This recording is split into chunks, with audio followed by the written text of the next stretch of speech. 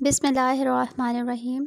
अस्सलाम वालेकुम वरहमतुल्लाहि वबरकातुहू। Welcome to Al-Raz Islamic school online teaching system class 8। आज हम आपकी बुक का चैप्टर नंबर 1 पढ़ेंगे। अल-मुइज़्ज़ु जल्ला जलालहू, अल-मुज़िल्लु जल्ला जलालहू। अल-मुइज़्ज़ु के मायने है इज़्ज़त देने वाला, और इसी के मुकाबिल एक और नाम अल-मुज़िल्लु है जिसके मायने है ज़िल्लत देने वाला। इज़्ज़त और ज़िल्लत अल्लाह ताला के हाथ में है। अल्लाह ताला ने बाज़ मखलूक़ात को बाज़ दूसरी मखलूक़ात पर इज़्ज़त अता फ़रमाई है, और अल्लाह ताला ने इंसान को अशरफुल मखलूक़ात बनाकर फ़रिश्तों पर भी इज़्ज़त अता फ़रमाई। असबाब अल्लाह ताला ने मुख्तलिफ़ चीज़ों के असबाब पैदा फ़रमाए हैं और मुख्तलिफ़ सिफ़ात को असबाब पर मौकूफ़ फ़रमाया है। जैसे कि बीज जो है वो पौधे के उगने का सबब है, इसी तरह अल्लाह ताला के नज़दीक इज़्ज़त और ज़िल्लत के भी असबाब अल्लाह ताला ने पैदा फ़रमाए हैं। दुनिया में हम ये समझते हैं कि इज़्ज़त जो हम सोचते हैं कि हमारी नज़र में जिसके पास पैसा होगा, जिसके पास माल और दौलत होगी, वो जो है वो बहुत इज़्ज़तदार है। लेकिन अल्लाह ताला के नज़दीक इज़्ज़त और ज़िल्लत का दारोमदार जो है वो दीनदारी और तक़वा पर होता है। ख़ुद अल्लाह ताला ने कुरान करीम में इरशाद फ़रमाया है कि बेशक तुम में से सबसे ज़्यादा इज़्ज़त वाला वो है जो ज़्यादा मुत्तकी है।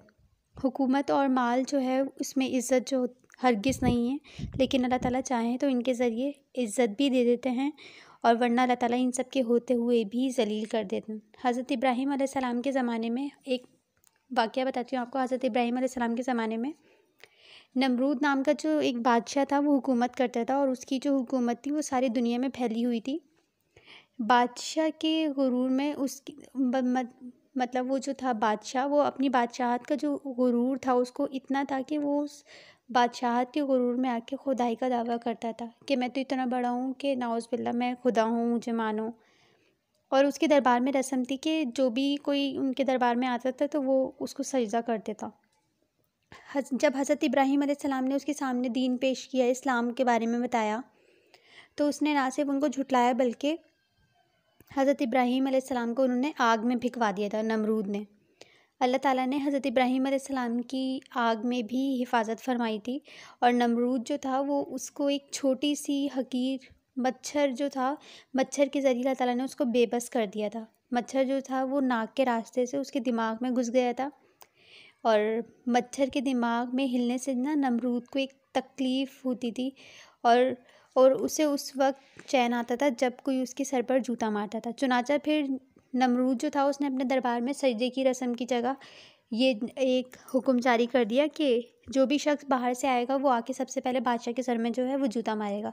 इस तरह अल्लाह ताला ने इतनी माल दौलत, हुकूमत होने के बावजूद, बादशाहत होने के बावजूद नमरूद को ज़लील कर दिया। इसी तरह का एक वाक़या है फ़िरौन का। फ़िरौन हज़रत मूसा अलैहिस्सलाम को अल्लाह ताला ने बनी इसराइल की तरफ नबी बनाकर भेजा था। फ़िरौन जो था वो भी बादशाहत का ही दावा करता था, वो भी अपने आप को खुदा मनवाता था। अल्लाह ताला ने उसको भी माल दौलत के होते हुए कोई चीज़ उसके काम ना आई, और उसे बस माल के समेत वो बहर कुलज़ुम में गर्क हुआ।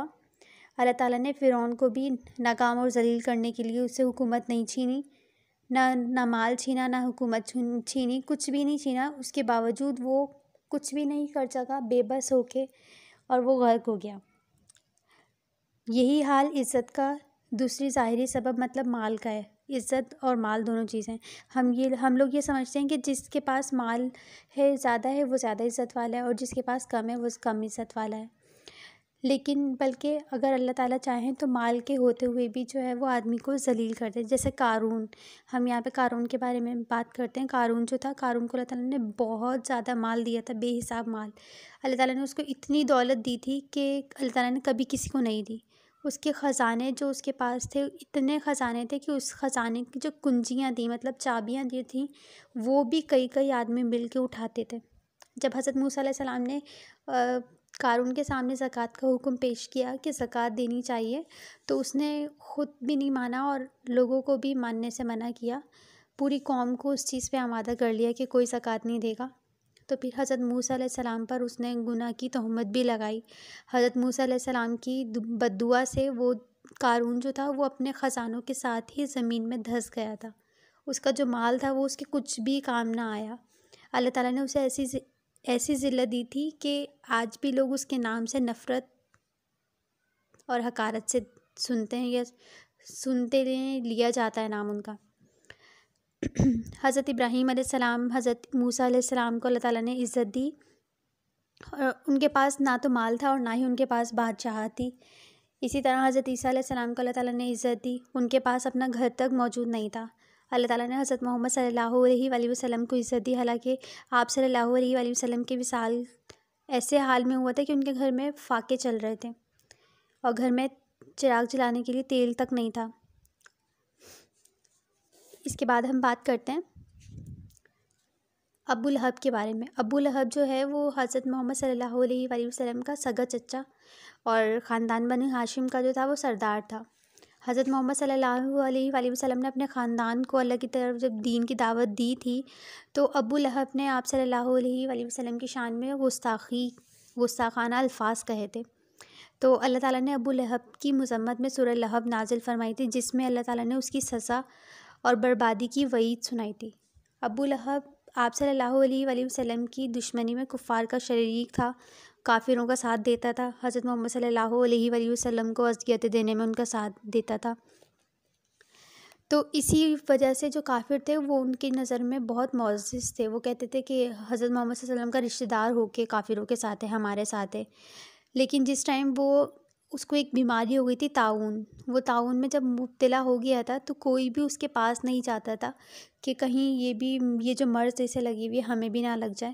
اس طرح سے وہ مرا اور اس کی جو لاش تھی وہ کئی دن تک بے یار و مددگار پڑی رہی، کسی نے اس سے ہاتھ تک نہیں لگایا۔ پھر لوگوں نے مزدوروں سے اٹھوا کے وہ لاش جو تھی وہ شہر سے باہر پھینکوائی۔ اس طرح سے ابو لہب کا انجام ہوا۔